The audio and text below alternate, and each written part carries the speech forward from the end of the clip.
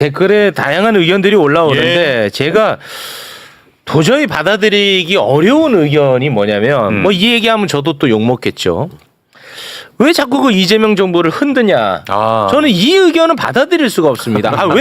왜 모든 리스크를 이재명 대통령 혼자가 다 짊어지게끔 여러분 만드십니까? 그러면 안 되죠. 큰일 나죠. 네. 아니 그게 이재명 대통령에게 가장 큰 나쁜 의견입니다. 제가 볼 때는 네. 이런 의견이 이게 흔드는 게 아니라 도와주는 거죠. 당연하죠. 예.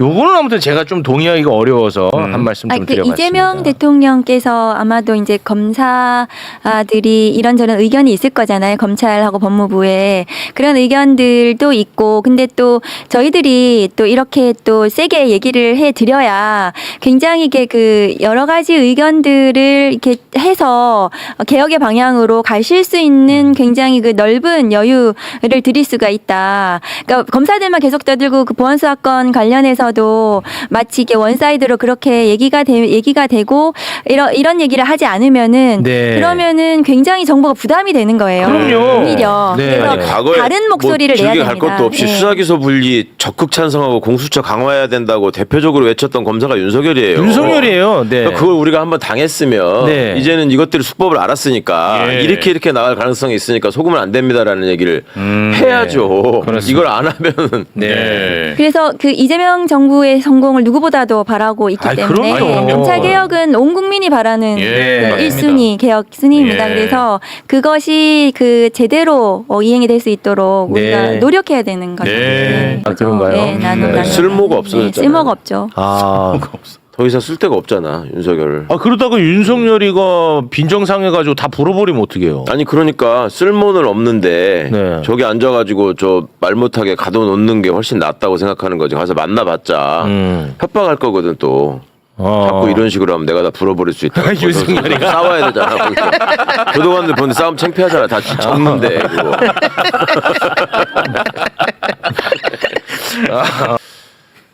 분식회계 4조 5천억 무죄. 어떡할래? 아니 그러니까 정말 오늘 손준성까지 나와가지고 손준성, 진짜 어떡할래? 오늘 뭐 최강 의원님 아까 그 결과도 저도 오는 길에 들었고 진짜 뚜껑이 하늘 높이 오늘 솟는 기분이어가지고 버스 기사 800원. 그러니까 오석준이요. 그 해고 어떡할래? 몽둥이 들어야 됩니다. 아니 진짜 이런 날에 살고 싶냐? 정말 제가 한 건 아닌데 저도 뭐 책임을 통감합니다. 정말로.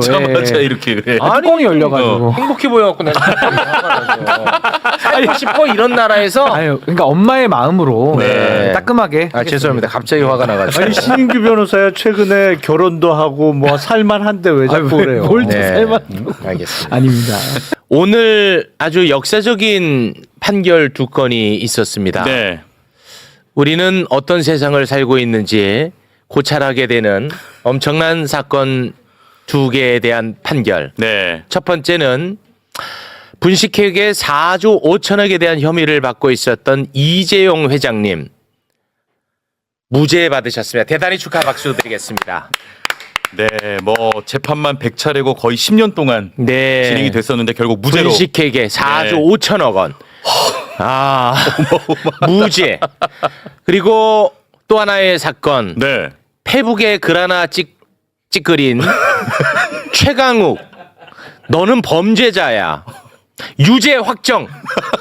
위로의 박수 전해드리겠습니다. 벌금 1,000만 원이네 이거. 크다. 분식회계 4조 5천억. 무죄. 그건 무죄고. 페북에 글 하나 찌끄린 너는 범죄자. 와, 난 좀 대법 이해가 안 돼. 판결이 났습니다. 우리는 과연 어떤 세상에 살고 있는 것인지 여러분과 함께 이야기 나누는 시간이 있었으면 좋겠습니다. 오늘 정말 비 잘 맞히고 눈치 잘 봐야 됩니다. 굉장히 예민해 있는 그런 상황입니다. 오늘 잘못 건드리면 그냥 폭발합니다. 특별히 더 잘 맞추도록 하겠습니다. 분식회계 4조 5천억 무죄. 자꾸 얘기하지 마. 페북에 글 하나 찌끄린 너는 범죄자야. 대법에서 선고가 나왔죠. 고맙습니다. 진짜.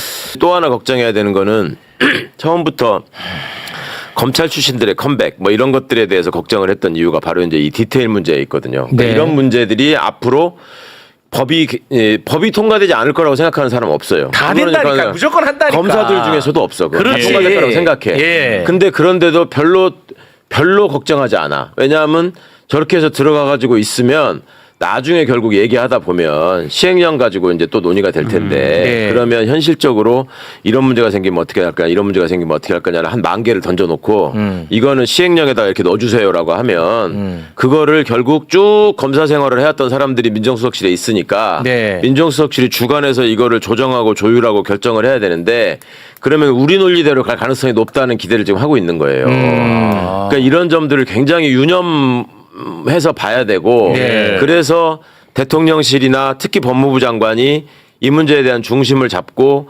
이런 문제까지는 인정하되 이거는 절대 안 된다라는 거를 확실하게 지금 정할 필요가 있는데 네. 이게 좀 걱정이긴 합니다. 아니, 그 정할 필요가 있고 그런 정한 법무부 장관의 생각을 공개적으로 표명을 해야 그렇죠. 질서가 정리될 거 아니겠습니까? 예. 아예 그런 생각 꿈도 꾸지 마라 이런 게 그렇죠, 좀 그렇죠. 나와야 되는데. 예. 근데 어쨌든 어제 그 청문회에서는 저는 굉장히 그래도 정성호 후보자가 그 적극적인 의지는 보이셨다고 생각하거든요. 네. 그 시한과 관련해서도 굉장히 빨리 밤을 새서라도 막 이런 의지를 보이셔가지고 네. 저는 굉장히 긍정적으로 평가를 했습니다. 네네. 제가 이제 그래도 그 거기에서는 좀 야당의 입장에서 제가 그 질문을 드리고 했는데도 굉장히 그 수사기소 분리라든가 검찰개혁 입법에 대해서는 저는 의지가 있다. 그리고 또 이제 사실은 그 후보자가 그 청문회장 말고 이제 밖에서 저희 네. 회의실 사전회의 하는데 오셨어요. 네. 오셔가지고 또 하신 워딩도 또 있습니다. 있어요? 다 말씀드리긴 아, 어렵지만 그래요? 그런데 거기서는 굉장히 적극적인 얘기를 해주셨기 때문에 그래요? 저는 이제 의지가 있다. 네. 좀 믿어보겠다 이런 생각을 가지고 있어요. 예전에 우리 학교 다닐 때 왜 그 현대사 부분이나 도덕계 시험 문제로 많이 나오는 게 통일 방안을 순서대로 왜 이렇게 적어놓고 뭐 맞추는 거 있었잖아요. 아, 통일방안 맞아. 그죠? 저는 전두환 때 고등학교 다닌 사람인데 그때도 그러니까 지금 이제 저 김태우 의원의 말에 또 정동영 장관 후보자의 말에 포함돼 있지만 역대 그 아무런 군사 독재 정권 시절에도 통일에 대한 관점은 일관되게 유지되면 조금씩 다 발전해 왔어요. 이게 뉴라이트가 이명박 정권에 끼어들어 가지고 이상한 짓거리 하기 전까지는 그래도 쭉 발전을 해오고 심지어 박근혜조차도 조금 맥락은 달랐지만 통일은 대박이라는 말을 하고 그랬었잖아요. 근데 이거마저 지금 완전히 막 다 어디 땅속으로 다 흩어져 버린 얘기가 돼가지고 그렇게 얘기를 해야지만 대한민국의 보수인 것처럼 이렇게 사기를 치고 있는 이 현실이 그래서 나는 아까 그 장면이 진짜 화가 나. 그러니까 북한이 그래 주적이다. 뭐 어쩔 건데? 너네 뭐 전쟁을 일으키려고 그랬잖아. 아니 뭐 하는데 너네? 야, 그러면서 또 흡수통일을 반대한다고 그래요 또 저자들이. 아니 근데 지금 저자들은 보수도 아닌 게 보수는 원래 기본적으로 안보도 중시하지만 전통도 중시하잖아요.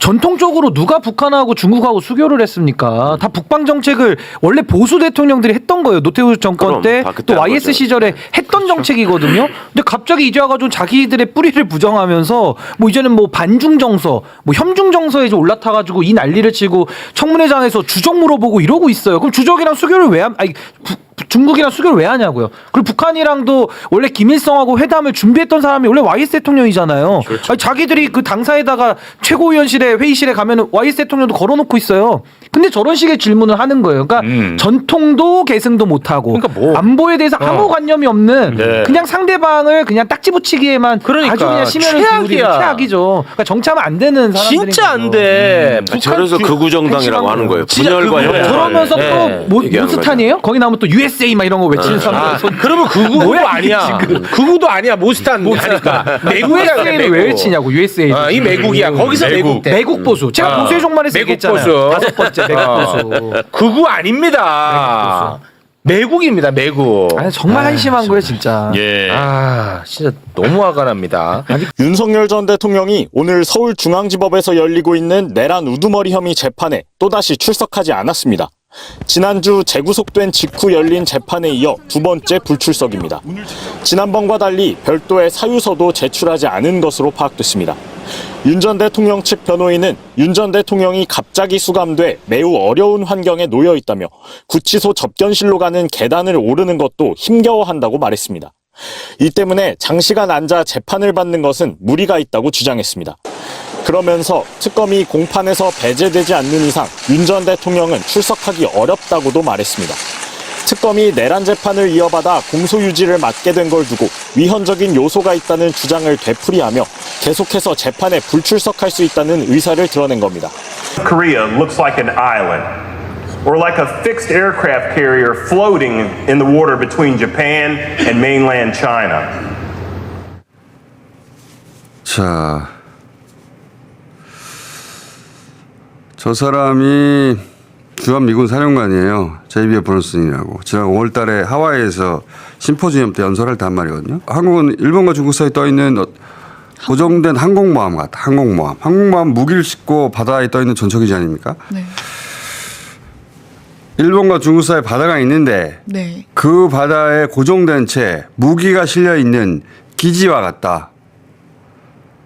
라는 인식이에요.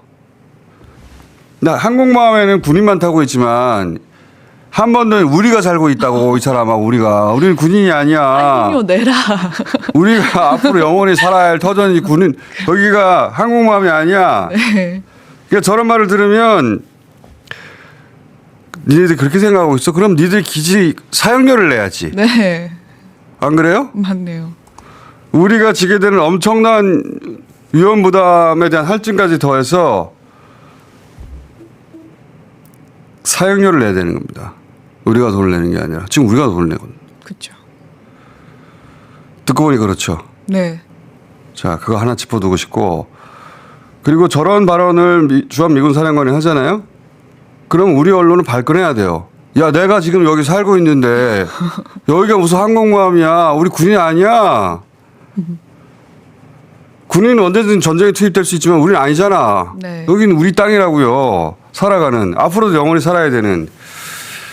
근데 윤석열은 한반도를 저렇게 쓰도록 적극적으로 협조해온 게 한미일 군사 관련 협의들이에요. 합의들. 대체 그때 뭘 내줬는지 우리가 정확히 몰라요. 앞으로 이재명 정부가 밝힐 건 밝히고 밝히지 못할 건 못할 텐데 네.